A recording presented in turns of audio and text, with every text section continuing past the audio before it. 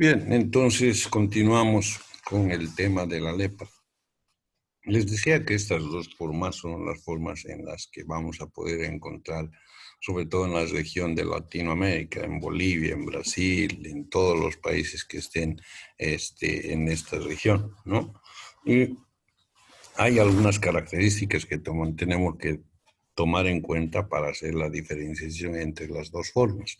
Por ejemplo, el inicio en la lepra tuberculoide generalmente es súbita y se requiere pocos bacilos para producirse, ¿no? En cambio, en la otra, la lepra de la que estamos, lepromatosa, estamos tiene un inicio lento y además que requiere una cantidad aumentada de bacilos para producir la patología. ¿No? La evolución es benigna, no es progresiva en la lepra tuberculoide, por eso es que les decía que el principal síntoma es solamente la hipopigmentación de las regiones afectadas por la patología. En cambio, en la lepromatosa, es una lesión que es una patología que va a ir provocando lesiones con pérdidas de tejido y todas esas cuestiones, lo cual hace que la patología tenga un carácter maligno, sobre todo que va a afectar mucho a las personas. El tema de las lesiones cutáneas solo son maculares, o sea, existen despigmentación y un ligero solevantamiento de estas regiones y que generalmente van a evolucionar, como anteriormente decía, con un buen tratamiento, pueden remitir fácilmente. En el tipo de la lepromatosa se caracteriza principalmente por la presencia de nódulos que tienden a evolucionar, a provocar lesiones con pérdida de tejido, ¿no? Y que generalmente provocaban también deformaciones, mutilaciones en el organismo. Ya en el tema de la afectación nerviosa, en la primera, en la lepra tuberculoide, es asimétrica y generalmente no reviste gravedad. Al contrario de la lepra lepromatosa, que generalmente tenía una afectación simétrica, es decir, afectaba en ambos miembros, por decir, si la patología que afectaba era del tipo lepromatosa, la falta de sensibilidad era en ambos miembros o en la inervación de los dos nervios del mismo tipo, además que siempre revestían de gravedad y que terminaba, como decíamos anteriormente, en lesiones traumáticas debido a la pérdida de sensibilidad en esta región, ¿no? Las lesiones, aquí las vamos a ver, solamente se ve una región hipopigmentada o despigmentada con un ligero sobrelevantamiento, una especie de mácula. Entonces era característica. Generalmente los bordes bien conformados que se podía identificar eran secas de textura irregular. El color siempre era variable, pero tendiendo siempre a la hipopigmentación y que se acompañaba generalmente lo que hace rato habíamos indicado, la pérdida de los pelos en la región o en algunos lugares donde tenemos como las cejas, existía alopecia. Personas o pacientes que eran portadores de esta patología generalmente tenían la pérdida de las cejas características. En el caso también había hipoestesia al tacto, temperatura y el dolor estaban en algunos casos disminuidos, sobre todo en los lugares distales de los miembros, los nervios o las trayectorias de los nervios que eran afectados generalmente eran fácilmente palpables porque este tejido nervioso tenía un proceso inflamatorio y que hacían que adquiera un carácter donde se podía identificar fácilmente la región por donde estaban recorriendo, ¿no? Y en algunos casos se hacen algunos test, algunas pruebas como esta que se llama la lepromina, basado en los antígenos que producen la patología, se utiliza para identificar la posibilidad de que una persona sea portadora del agente causal de esta patología. En cambio, la lepra humatosa tenía sus principales características como la presencia de máculas hipocrómicas o eritematosas, ¿no? Lesiones pequeñas y múltiples, edema de piel seca, gruesa, cambios tróficos múltiples, úlceras, amputaciones. Acá tenemos un miembro inferior precisamente con este tipo de lesión y vamos a ver que ha habido una mutilación, ha habido amputaciones, seguramente por lesiones que el paciente sufría y que no lo sentía debido precisamente a que ha perdido la sensibilidad de estas áreas. Generalmente terminaba en esta situación, lo mismo ocurría en los miembros inferiores, ¿no? Existe en algunos casos asimetría o diré simetría. Las lesiones que se presentaban en uno de los miembros, por ejemplo el miembro izquierdo, eran muy similares en el otro miembro. Por eso es que se indica eso. Había mutilaciones, máculas hipocrómicas, edema de piel y toda la sintomatología característica de esta patología. En algunos casos, como en este caso la alopecia también era frecuente, lo mismo que la presencia de las máculas que habíamos indicado anteriormente. Esto se había en los dos tipos.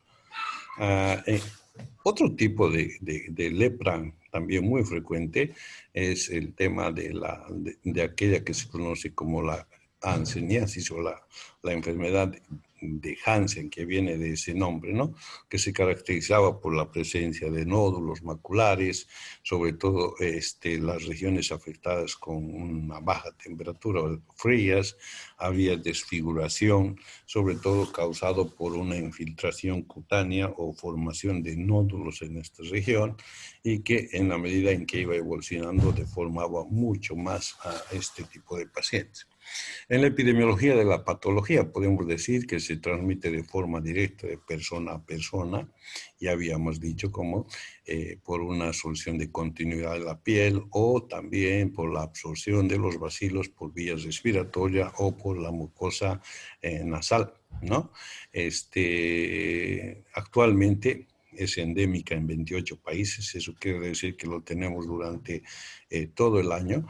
El único problema es que la incidencia que tiene es todavía baja y la presencia de estos pacientes, el mismo hecho de que tengan estas lesiones deformantes, hacen que se aíslen y como no tienen muchas molestias, entonces no acuden a los establecimientos de salud. Generalmente, en las lesiones, en las áreas endémicas, por ejemplo, en Bolivia, las tenemos, habíamos dicho, en todos los departamentos, menos en Oruro y Potosí, generalmente hay gente portadora de la patología que está en diferentes etapas. En la mayoría de los casos no existe sintomatología, es sintomatología subclínica, y salvo cuando ya la patología esté bastante avanzado, se puede manifestar con alguna sintomatología característica que hemos ido anotando. Acá tenemos un gráfico, un mapa, donde vamos a poder identificar todos los casos que se presentan en toda la Tierra y vamos a ver la presencia de estas pequeñas esferas no significa también la densidad de los casos existentes en estas áreas. Si se fijan, por ejemplo, en Norteamérica tenemos una densidad bastante avanzada por la presencia de este tipo, igual que en Sudamérica y en nosotros lugares donde también su presencia es frecuentemente observada, ¿no? Hay varias fórmulas que nos sirven sobre todo para ver la sensibilidad o la presencia de la patología. Hay unas reacciones como la reacción de Fernández, la reacción de Mitsuda, muy parecidos a lo que se hace con el PPD de la tuberculina, o sea, el bacilo de Koch. En este caso hay reacciones muy similares que se conocen como la reacción de Fernández, reacción de Mitsuda, que corresponden a un endurecimiento de la región donde se ha aplicado estas sustancias para ver la sensibilidad de las personas. En el diagnóstico es importante la vaciloscopía. habíamos dicho que es un bacilo ácido alcohol asistente y la tinción con la que se puede observar o evidenciar su presencia es la tinción de Ciel-Nielsen, ¿no? Entonces, también se puede hacer hisopeado o escarificación de la mucosa o de la zona que ha sido afectada. Existe una lesión de lepra tuberculoide, por ejemplo, en el brazo o en el tórax, se puede hacer escarificación de esto para desarrollar el laboratorio e identificar la presencia del bacilo en este tipo de muestras, ¿no? Hay que hacer diagnóstico diferencial obligatoriamente. Hay muchas patologías como el vitiligo, debido a la hipopigmentación que presenta, que puede confundirse con el cuadro de tuberculosis, ¿no? La esclerodermia en placas, o sea, las lesiones que se presentan a nivel de la piel, que también son características y pueden asemejar o parecerse a las lesiones que producen en el granuloma anular, el lupus eritematoso, sobre todo en la fase final o terminal, los linfomas, que son patologías que van a presentar manifestaciones similares a la lepra.